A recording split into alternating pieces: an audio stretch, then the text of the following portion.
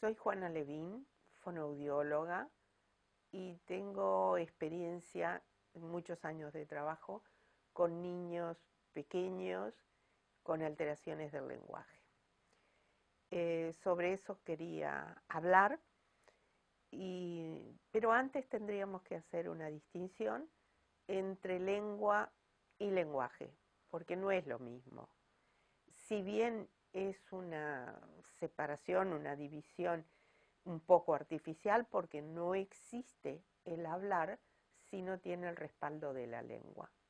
Pero la lengua es un código que es cerrado, que para tener variaciones llevan muchos años y nos preexiste, es decir, es anterior a nosotros, corresponde a la comunidad hablante, ¿sí? Por eso es coercitiva. No podemos inventar palabras, cosa que se ve bastante frecuente en la otra situación, en la situación discursiva que, que trae la madre.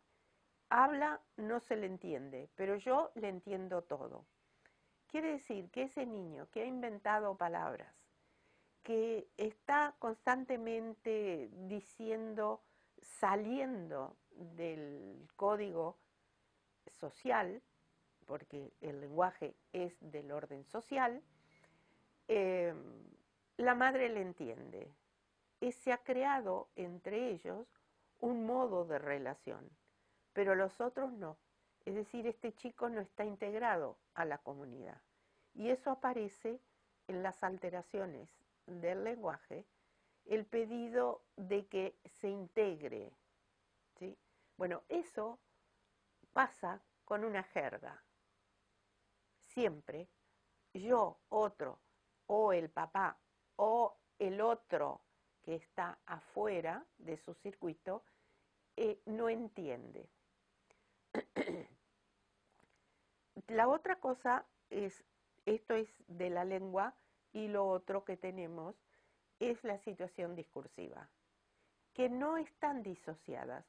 Yo la he separado para que podamos entender un poco este problema. Cuando se habla, no vamos a entrar en cómo es el grado de perturbación, pero cuando se habla con otro, para otro, y porque otro demanda, ¿sí?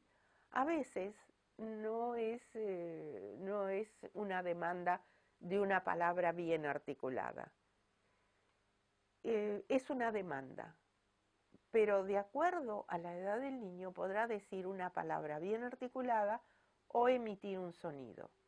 Entonces, ¿qué pasa? Acá, la lengua, la situación discursiva, que es el hablar con otro, que están ensamblados, ¿sí?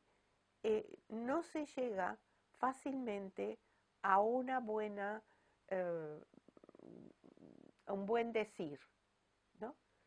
El bebé empieza eh, por decir, ya me acordé que hay experiencias donde muestran que el bebé intrauterinamente a los 6 meses ya reconoce el tono de la voz de la madre, pero la madre no habla emitiendo sonidos aislados, habla su lengua. Entonces, esa lengua tiene una melodía, tiene un ritmo, que eso parece que el bebé también reconoce. Estoy hablando de una edad intrauterina. Cuando el bebé ya está afuera, esas emisiones todavía no son del orden simbólico, ¿sí? Pero apunta a ese nivel, a ese tipo, a ese terreno que es del orden simbólico y que esto es particular del ser humano, ¿sí? Eh, no hay ningún otro ser viviente que hable y empezamos por eso. Esa es la base de todo lo que después se va a desarrollar con los componentes simbólicos de la lengua hablante, de la lengua que circula en el medio. Es decir, la otra, donde se integra la lengua, es una relación de dos, ¿sí? Entre un hablante y un escuchante o una escucha. Esta capacidad de escucha, estoy hablando de niños comunes, esta capacidad de escucha ya la tiene el ser humano. La capacidad de interpretar, cuando se habla de interpretar es de capacidad y no como lo hace el adulto. Acá hay que establecer una diferencia, ¿sí? Eso sí es particularidad de todo ser humano. Es lector, pero ¿es lector de qué? De los gestos, de la mirada, porque es muy importante en los primeros meses y en los primeros añitos de vida, es muy importante la mirada, pero eso pertenece como a un decir del orden corporal, pero tiene que llegar a la verbalización y vivir en ese mundo. Es como dice Benveniste, más el lenguaje, más que servir para comunicar, ¿sí? Comunicar pensamientos, emociones, proyección, proyectos futuros, sucesos pasados, más que para comunicar, sirve para vivir. Y esto es sumamente interesante porque marca un momento en el desarrollo del niño, que es alrededor de los 2 años y medio, 3. Cuando ve el disfrute que tienen los adultos hablando. Se ríen, se tocan, ¿sí? Eso por un lado. Y cuando hay expresiones de enojo, y también se verbaliza en los adultos, el niñito ve e interpreta, lee e interpreta, ¿sí? Es decir, son los dos aspectos de la situación. Para que se desarrolle una verbalización, es necesario que esta relación sea gozosa.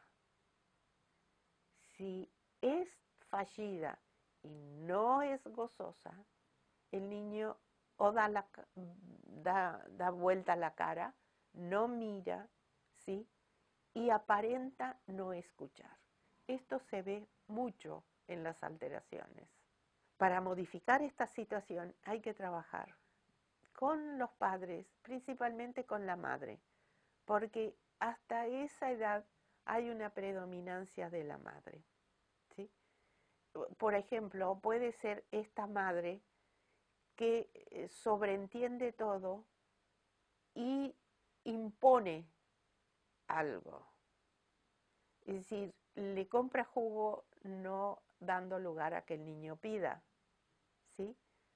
Porque él puede pedir señalando cuando es muy chiquito, porque está en una etapa del orden así indicativo y no verbalizado.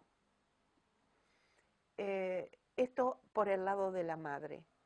Y por el lado del niño, el trabajo con el niño es entender cuál es la necesidad, qué es lo que él quiere y darle la palabra que necesita. Desde el terapeuta es un trabajo, podría yo decir, este trabajo terapéutico es teatral. ¿Por qué? Porque se usa el mismo método que usa él, que es del orden corporal e indicativo. En el sentido,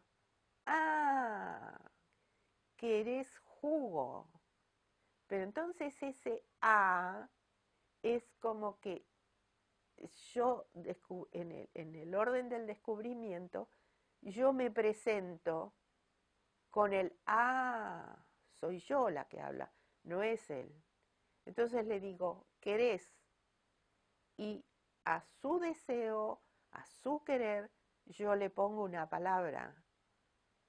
Y después jugo es más fácil. ¿sí?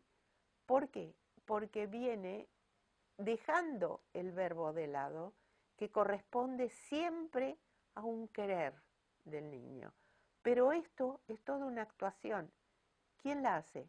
El terapeuta, que va descifrando y dándole la palabra justa. Pero el procedimiento también tiene que ser justo. No se puede dejar al niño en la frustración ni en el abandono, ni se lo puede decir, me tenés que decir querer, quiero, me tenés que decir quiero, quiero. No, él tiene que captar que yo tengo la intención de que él ingrese en el nivel superior en el que están todos los adultos riéndose, festejando o no, en ese plano simbólico, que es el hablar, que es el lenguaje, ¿sí? Y así lentamente va a ingresar. Yo quiero que él ingrese en el tiempo. Entonces, yo un niño de 2 años, él está muy lejos de entender lo que es el tiempo. Todo es ya, ¿sí? Entonces, yo tengo que decirle, esperá, y hacer el gesto, esperá, y poner una expresión amable. Entonces él va a esperar y se queda enganchado en mi gestualidad. Bueno, pero ese es el antecedente, la gestualidad, es el decir corporal, es el antecedente del decir verbal. Yo lo tengo que llevar a ese nivel, ¿sí? Entonces le digo, espera, y le hago el gesto, espera, esto él lo entiende y puede esperar, pero no puede esperar 2 horas. No puede esperar, como dice la madre, te dije que mañana te lo compro. No, para entender mañana, ¿sí?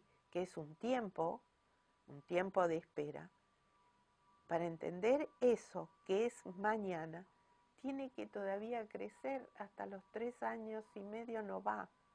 Pero sí, la madre le dice, espera. Después la madre le dirá, mañana, pero él quedó enganchado en esperar, no sabe lo que es mañana. Pero nosotros, terapeutas, ¿sí? Tenemos que seguir la evolución de este niño, anticipando algunas cosas, pero no esperando una respuesta inmediata. Bueno, vamos a dejar un poquito acá, después podemos continuar.